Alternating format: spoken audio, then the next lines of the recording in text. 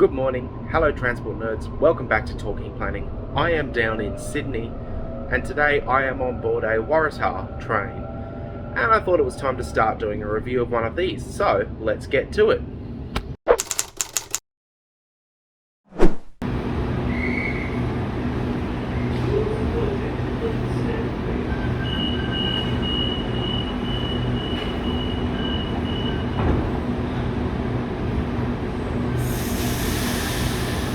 In terms of configuration, the Waratah was quite a departure from the previous Sydney Trains rolling stock.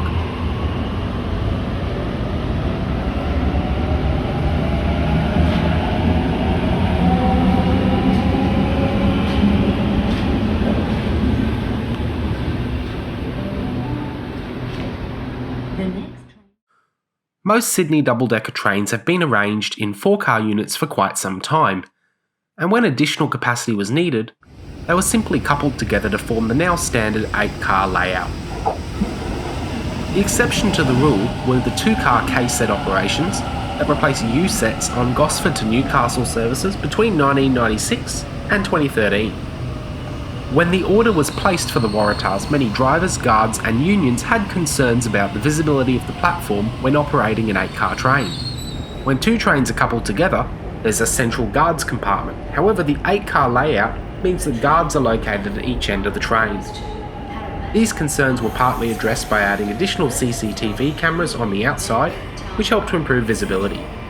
In addition, busier stations tend to have platform staff that can help guards look down the length of the train and check to see if anyone's still trying to board. This approach is pretty common and has been used on larger than previous trains like Queensland Rail's 6-car new generation rolling stock, Melbourne's 7-car high capacity metro trains, and I reckon it will probably also be used on Transperth's 6-car C Series trains when they're introduced next year or in a couple of years' time.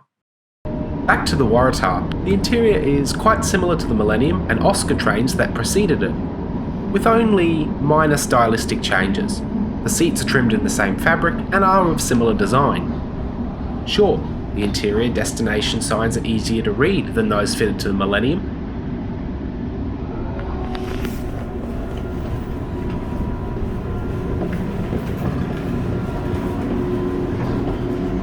And the Millennium doesn't have these rather nice glass panels, but much of the interior is quite comparable. So let's go for a wander through this carriage now.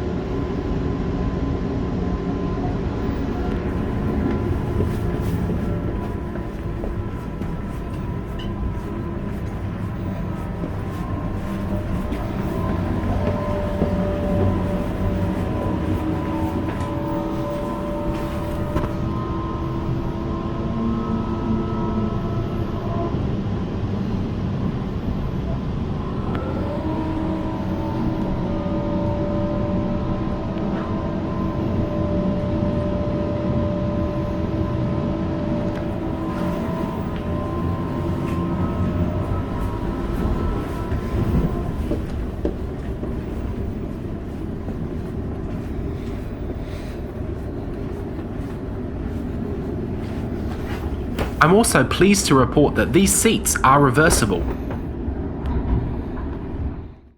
So the Waratahs were first introduced a decade ago, almost to the day, and quite frankly, I reckon they're holding up alright.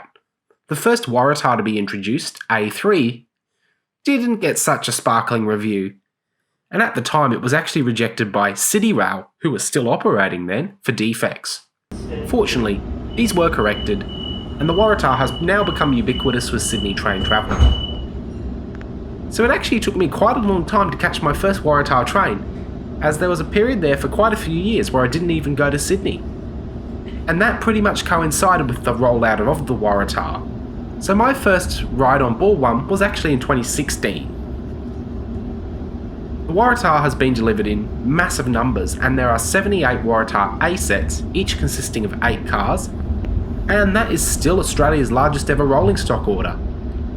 In addition, the sequel, Waratah 2 Electric Boogaloo, or as just about everyone else is going to call it, the B set, is wrapping up its final deliveries now, with B41 undergoing testing, and service presumably not far away. Because of this, most trains on the Sydney network are now operated by A or B sets, and this is especially true on the weekends, which is usually when I'm in Sydney because, quite frankly, I work full time, and you can only take so many days off.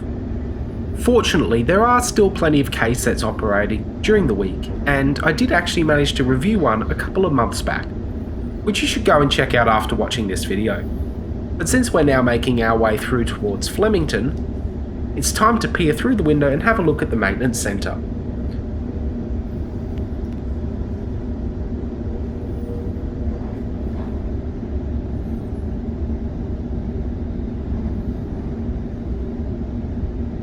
Because I filmed this on a Sunday morning, there are tons of K-sets in the yard, and if we zoom in a little further, you might even see something else pretty cool.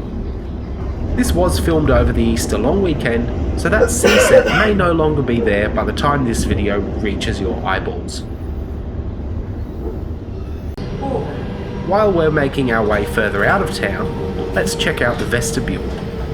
Waratah introduced flip-up seating, which makes it easier for wheelchairs, prams and scooters to be stored on board, along with conveniently located emergency help points and emergency intercarriage door releases.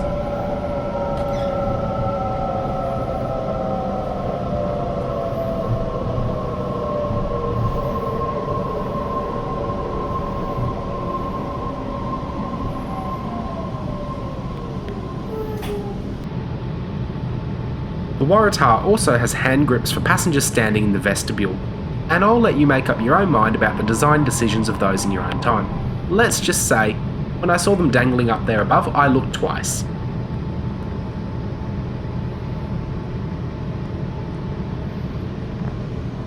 Like most other Sydney trains, I prefer sitting on the top deck, but it's always good to mix it up so the bottom deck also gets a little bit of air time.